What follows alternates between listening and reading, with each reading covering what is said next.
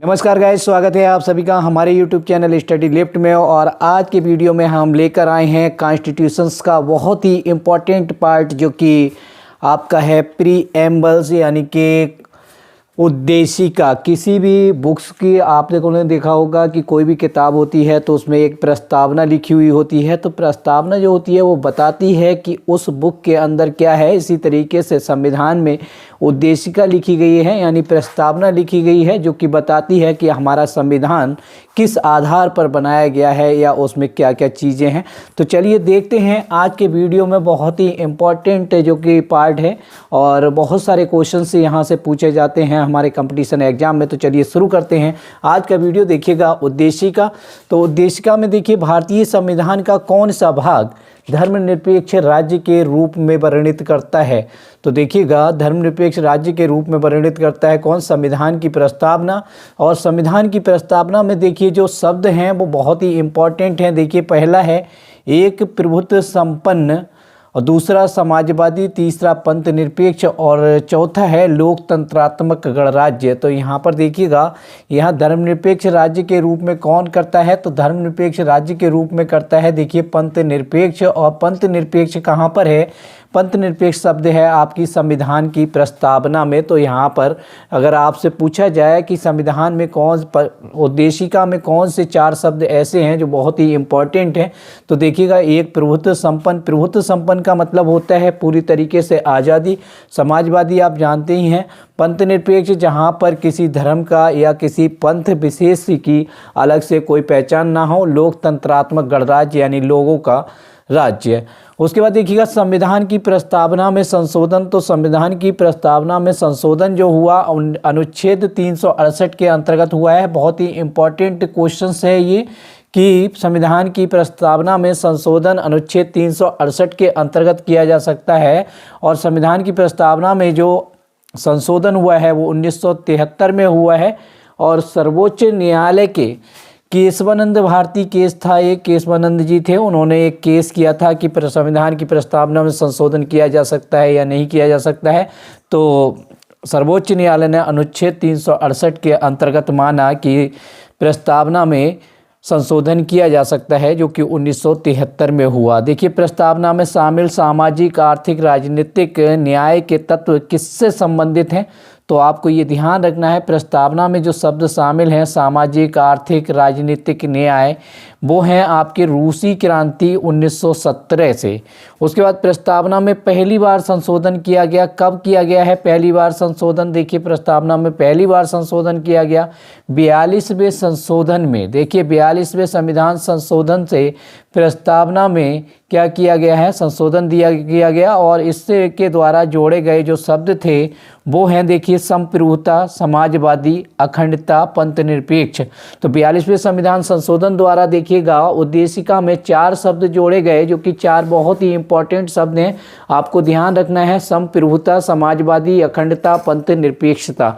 यहाँ से आपको क्वेश्चन मिल सकता है कि उद्देशिका में कौन से ऐसे चार शब्द हैं जो जोड़े गए हैं, या क्वेश्चंस को घुमाने के लिए आपसे पूछा जा सकता है निम्न में से कौन सा ऐसा शब्द है जो 42वें संविधान संशोधन द्वारा उद्देशिका में नहीं जोड़ा गया। तो इनमें से कोई तीन शब्द दिए होंगे, चौथा शब्द जो होगा वो अलग होगा।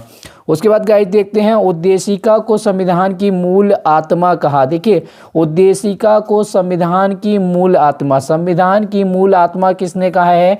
तो न्यायमूर्ति एम हिदायतुल्लाह ने कहा है। लेकिन इसी क्वेश्चन को देखिए, संविधान की आत्मा कहा है, तो संविधान की आत्मा जो कहा है वो ठाकुरदास भार्गव ने कहा है। इन दोनों से क्वेश्चंस बनता है और बहुत ही कंफ्यूजन वाला है। अगर संविधान की मूल जोड़ दिया जाए आत्मा तो होगा न्यायमूर्ति एम हिदायतुल्लाह, और यहाँ से मूल शब्द हटा दिया जाए, केवल आपसे पूछा जाए संविधान की आत्मा, तो इसका ठाकुरदास भार्गव है। उसके बाद गाइस देखते हैं, संविधान का परिचय पत्र किसने कहा है प्रस्तावना को? तो कहा है एन ए पालिकीबाला ने। तो देखिएगा, एन ए पालिकीबाला ने क्या कहा? संविधान का परिचय पत्र बताया है किसको? उद्देशिका को। उसी तरीके से लोक कल्याण शब्द है। देखिए, लोक कल्याण शब्द क्या है? राज्य के नीति निर्देशक तत्व का है, ये आपके राज्य के नीति निर्देशक तत्व जो हैं वहाँ पर लोक कल्याण शब्द का यूज किया गया है। उसके बाद देखिए किसी भी राज्य का सबसे महत्वपूर्ण तत्व क्या होता है, तो किसी भी राज्य का सबसे महत्वपूर्ण तत्व क्या होता है, संप्रभुता, यानी कि उसकी आज़ादी। अगर कोई देश आज़ाद नहीं है तो उसका देखिएगा क्या होगा, उसका कोई महत्वपूर्ण तत्व नहीं होगा, मतलब उसमें कुछ भी महत्व नहीं होगा। जहाँ पर आज़ादी नहीं होगी वहाँ पर संविधान का कोई मतलब नहीं है। उसके बाद देखिएगा संविधान को अंगीकृत किया गया, तो संविधान को अंगीकृत किया गया है 26 नवंबर 1949 को। जबकि अगर आपसे पूछा जाए संविधान को लागू कब किया गया, तो संविधान को लागू किया गया 26 जनवरी 1950 को। तो गाइज लागू करने की डेट और आपकी अंगीकृत करने की डेट दोनों ही अलग अलग हैं। 26 जनवरी 1950 को लागू हुआ है, जबकि अंगीकृत किया गया यानी 26 नवंबर 1949 को संविधान पर साइन कर दिए गए संविधान सभा के सदस्यों द्वारा। देखिएगा इसी तरीके से आपको उसके बाद चलते हैं हम संघ एवं राज्य क्षेत्र। तो यहाँ पर संघ एवं राज्य क्षेत्र में क्या है, देखिए भारत संघ और उसका राज्य क्षेत्र किसके अंतर्गत आता है, अनुच्छेद 1 से 4 तक दिया गया है संविधान में और संविधान के भाग 1 में दिया गया है। तो आपको ध्यान रखना है संविधान का भाग 1 जो कि अनुच्छेद 1 से 4 तक है वो बताता है संघ एवं राज्य क्षेत्र के बारे में। तो देखिएगा भारत संघ और उसका राज्य क्षेत्र को दो भागों में बांट सकते हैं आप, भारत संघ का क्षेत्र और भारत का राज्य क्षेत्र। देखिए भारत का संघ क्षेत्र से अगर क्वेश्चन पूछा जाए, अभी हाल ही में लेखपाली में एक क्वेश्चन पूछा गया था जो कि 8 राज्यों और 9 राज्यों से संबंधित था, मतलब 9 राज्यों से संबंधित था। तो देखिएगा यहाँ पर भारत संघ का क्षेत्र, तो यहाँ पर अगर आपसे क्वेश्चन पूछा जाता है भारत संघ के क्षेत्र में कितने राज्य हैं, तो 28 राज्य होंगे। जबकि भारत का राज्य क्षेत्र बात की जाएगी तो आपके राज्य और प्लस केंद्र शासित प्रदेश दोनों ही जुड़ जाएंगे। तो इस तरीके से टोटल राज्य जो हो जाएंगे वो 36 हो जाएंगे। आपको क्वेश्चंस पर ध्यान देना है, भारत संघ का क्षेत्र पूछेगा तो 28 और भारत का राज्य क्षेत्र की बात करेगा तो राज्य होंगे आपके 36। उसके बाद देखिएगा अनुच्छेद 1 क्या कहता है, भारत राज्यों का संघ होगा। अनुच्छेद 1 में साफ लिखा है भारत राज्यों का संघ होगा। उसके बाद नए राज्य के गठन की शक्ति किसके पास है, नए राज्य के गठन की शक्ति संसद को है।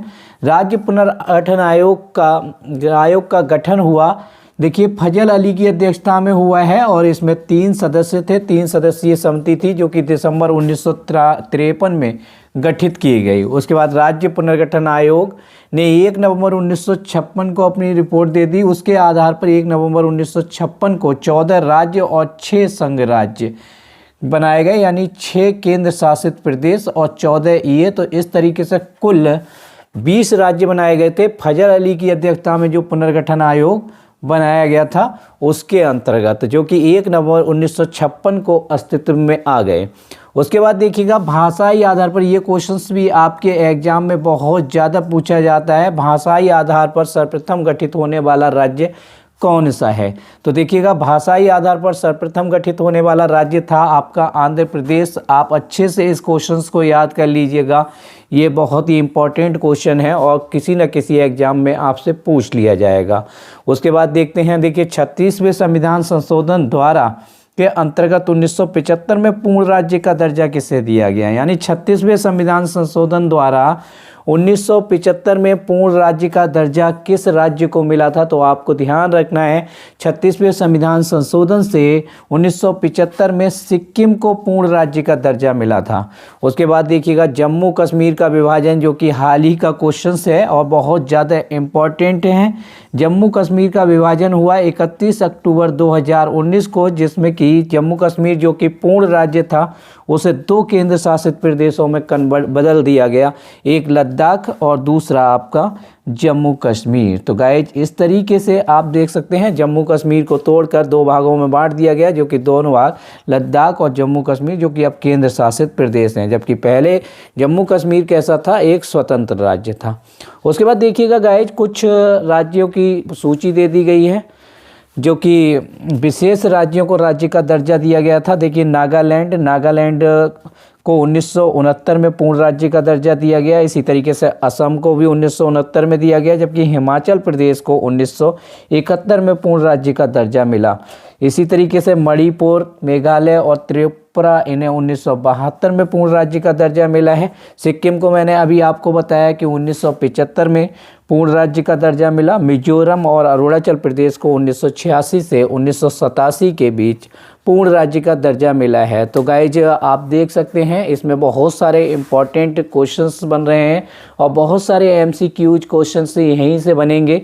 तो आप इसका स्क्रीनशॉट ले सकते हैं जिससे कि आपको बहुत ज़्यादा सहूलियत होने वाली है। और फिर मिलेंगे हम आपको अगले वीडियो में। इस वीडियो से बहुत सारी जानकारी मिली होगी और आप हमारे वीडियो को लाइक करें, शेयर करें और चैनल को सब्सक्राइब करना ना भूलें और अपने दोस्तों में भी इसको शेयर करते रहें।